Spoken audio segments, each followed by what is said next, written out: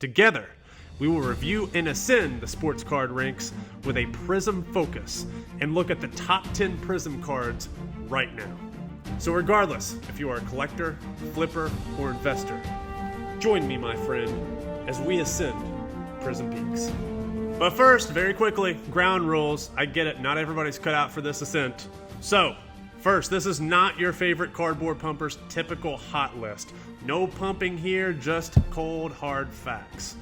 There's also no public rules, so a little insight into the algorithm. This is a hot list, however, it's not the player's best card. However, it does just so happen to be the card from the weakest, most pathetic brand, and please, last and most importantly, dress accordingly. But ladies and gentlemen, before we begin our ascent, we do have to check out the hot cocoa line. It does turn out they do have a new flavor called Panini Cocoa. I've not tried this before, but I've been told it's a dark, bold, nutty flavor. And it looks like our good friend Michael Rubin over from Fanatics has already got a cup in hand. And oh, look out, Michael. Looks like you're tripping on the ice down there. It's even slippery at base camp where the Panini Cocoa Lodge is. And now we're going to be looking at the players who did not make the ascent this year. May this list be cautionary tale. A cautionary tale to those out there who are investing, hoping, and praying that their investments are going to pay off down the line. Lots of money has been put on speculative quarterbacks in the NFL market. As we look at this list, all of these players have had high speculation, starting off with Trevor Lawrence, perhaps not a bigger loser. He did nothing to really help ascend Prizm Peaks. In fact, he may be stuck at base camp for a long time in the line. Dak Prescott, he's never really ascended the mountain of Prizm Peaks. He's been stuck in the Cocoa line for a while. Then we fast forward over to Justin Herbert. Oh, he passes the eye test. Great arm. He's injured. And also, he's in Patrick Mahomes' division, so good luck. Tua Tagovailoa, I get it. His stats were great at the beginning of the year, but at the end of the year, he just did not pass the eye test. You know, a lot of that was being carried by Tyreek Hill, Jalen Waddle, Mostert, Achane. A lot of great offensive weapons to help bolster, his hobby status this year. So lots of money could be made flipping, but good luck investing because it didn't pan out for him. Jalen Hurts, post-game conference, hits it out of the park like a rock star. Unfortunately, on the field, didn't really do a whole lot to ascend Prizm Peaks. Think he's still stuck around playing some Cocoa somewhere as well. Joe Burrow did a great job a couple years ago trying to ascend Prizm Peaks. He actually got really close. He actually knocked off someone who has previously ascended Prizm Peaks. This past year, he did succumb to injury as he began his ascent early on. The weather really did affect him, especially whenever it began to rain. It is a very treacherous mountain weather, and so if you are one of those players that succumbs to that, unfortunately this mountain is not for you. Joe Burrow just really was not ready. He's going to have to wait for a clear day before he begins his ascent up the mountain, and unfortunately that's not going to happen until next year. So heal up, Joe. We're rooting for you whenever we come back in 2024. All right, on to the mountain.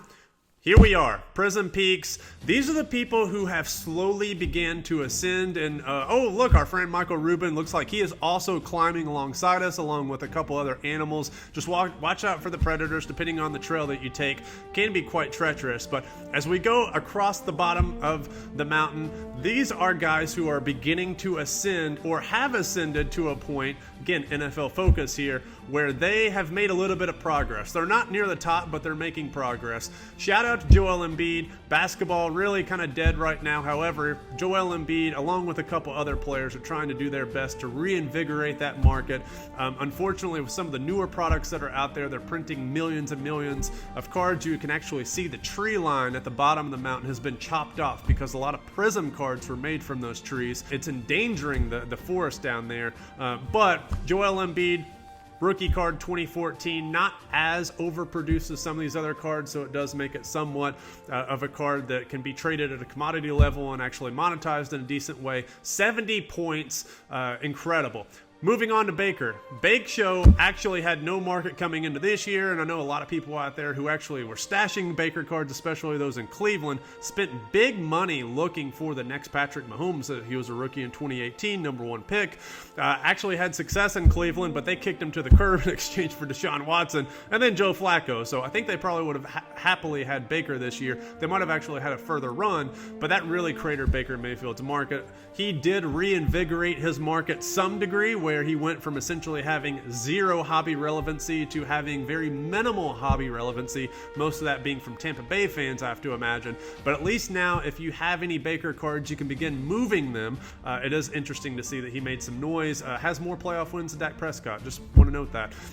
Going to number 8, Jordan Love. Jordan Love is a guy who I did not think was going to make a leap this year the way that he did. And I think if you're a Packer fan, for the first half of the year, you probably weren't really happy with what you saw. But then in the last half of the year, Jordan Love was everything that you could have possibly wanted him to be, and I think a lot of collectors are beginning to take notice. The great thing for Jordan Love is, yes, he had a crowded rookie quarterback class with a lot of peers who unfortunately are not on the mountain to join him, but he has a lot of cards out there that can still be graded and also flipped. He's going to be very hot as we go into August. Great head coach. Last but not least, probably the best story in the playoffs up to this point. Again, 4 quarterbacks remaining trying to make their ascent up to the top.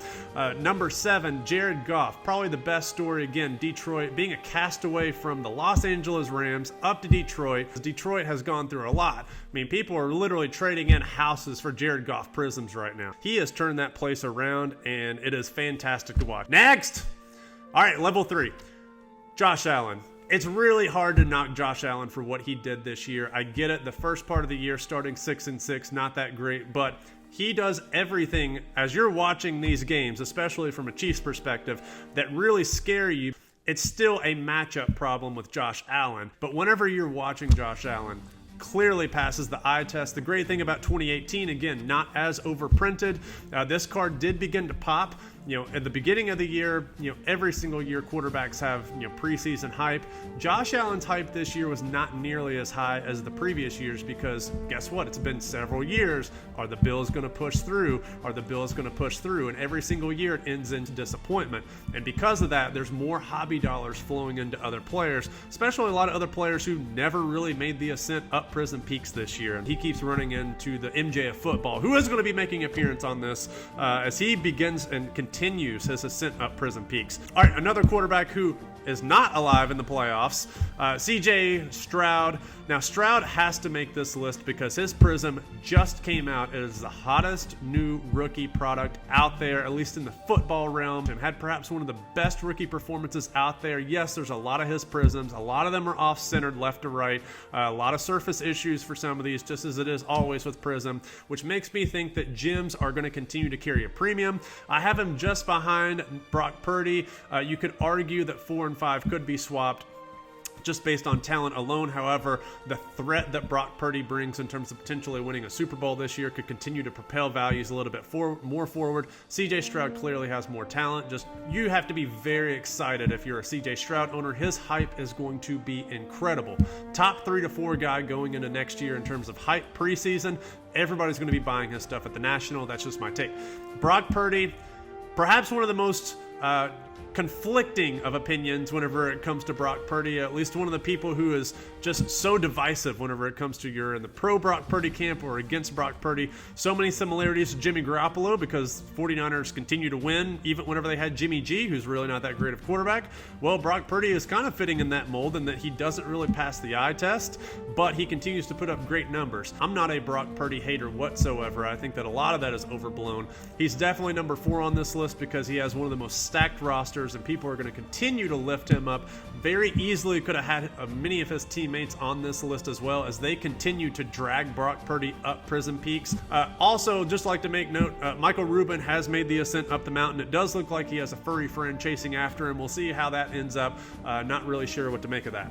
Next, level 2, Wemby has to make an appearance on here. This, I think, is the only PSA 10 Prizm that has made a public appearance as of yet. Surely there are dozens being graded every single day that are making PSA 10s, and soon that's going to be hundreds, and then thousands, and millions, and probably billions. But as of right now, Wemby is the only thing that's to look forward to in the basketball market. He is carrying 2023 product on his shoulders. He's doing a bad job carrying his horrible team. I think they have 7 or 8 wins, but he is showing some promise, a lot more promise than what what I initially thought. Initially, a very inefficient player has become a very efficient player. Joel Embiid did drop 70 points on him. Next, Gary V has also made a furry friend. It looks like Michael Rubin has also taken note of the furry friend chasing after me, so it's going to be interesting to see how this shakes out as they both make their ascent up the top of the mountain. Prizm Peaks is quite treacherous, and it's also slippery. No one's fallen off just yet. Next is Lamar Jackson, and it appears as though there is a bird sitting atop Lamar Jackson perch that looks like it might be a raven. How quite fitting. Looks like the raven is also ascending the mountain as we speak, and he's looking down at our two fellow hikers getting chased up by furry friends. Lamar Jackson, it's really hard to say anything bad about Lamar Jackson. The only thing that you can really say is that he is, in fact, getting carried by a loaded roster, and that has been the case ever since he has been in the league. In fact, the previous quarterback that he replaced, Joe Flacco, not that they had the same roster, but the same style, same head coach, defensive-minded first, quarterback, don't make a mistake. Guess what? They won a Super Bowl. He is getting way too much credit put on his shoulders. It's really more of a stacked defensive roster. However, they have historically struggled against Patrick Mahomes, so it's going to be interesting to see that head-to-head showdown. And also the media narratives that spin from that. Lamar Jackson's 2018 Panini Prizm is in a very unique case. Same year as Josh Allen, same year as a couple other playoff quarterbacks. A lot of condition issues specifically with Lamar Jackson's card, kind of like Trevor Lawrence, someone who did not ascend up Prizm Peaks this year, but his base card also has a lot of flaws for whatever reason. It's a printing defect, and so there's not a lot of gem mint copies out there, and because of that, gem mint copies bring a relatively large premium. So not only is Lamar Jackson likely going to win his second MVP, he very well could also win a Super Bowl, and with that, we're looking at a Hall of Fame quarterback who has a very beat-up base Prizm card. And yes, there are hundreds of millions of these printed. You can see all the trees across the world that have been just destroyed for the production solely of Prizm. That's why you see Prizm Peaks near the top. There's not a lot of trees there. They've all been cut down to produce this cardboard that's so shiny and that everyone craves and has hundreds of parallels.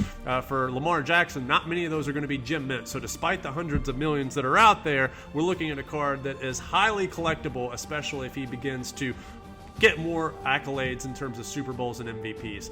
And of course, there can only be one.